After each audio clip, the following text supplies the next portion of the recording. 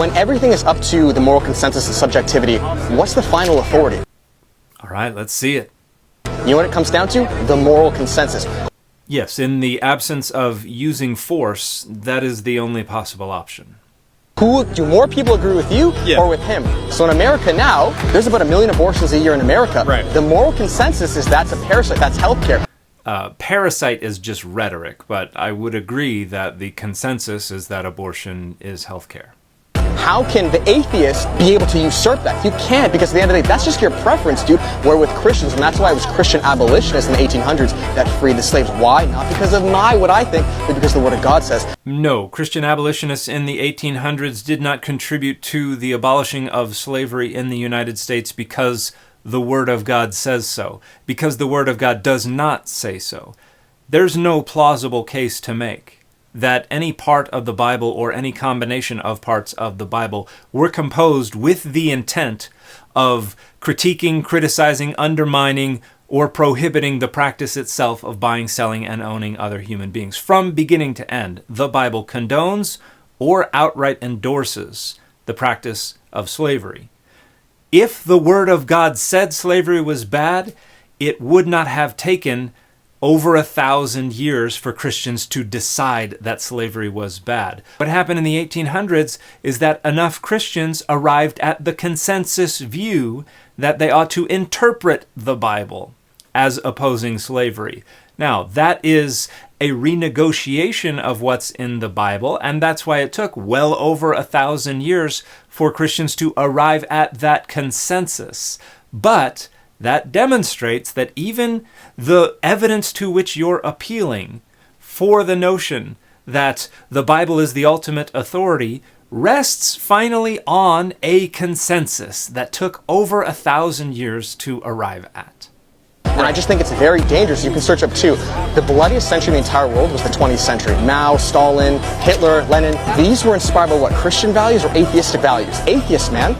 So I count at least 3 catastrophic flaws in this line of argumentation.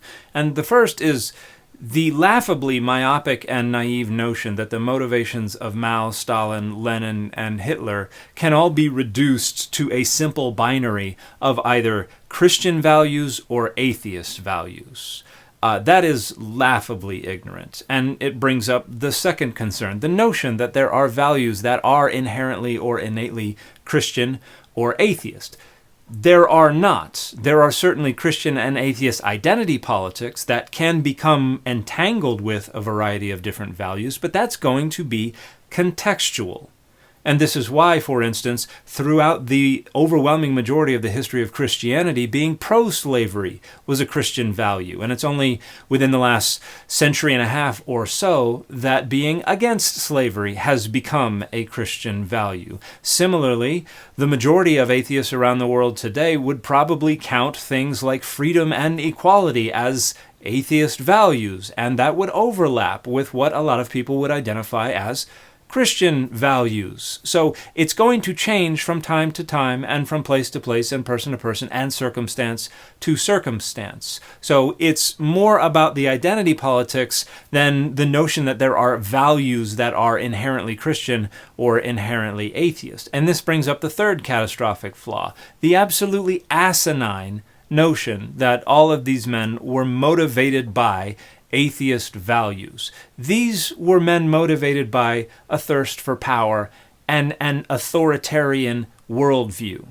Now, some of them asserted atheism to different degrees. Stalin, for instance, had the League of Militant Atheists and went out to oppress and suppress religious expression. So certainly the atheist identity politics are a part of that, but not because they were motivated by atheist values, which again doesn't mean anything.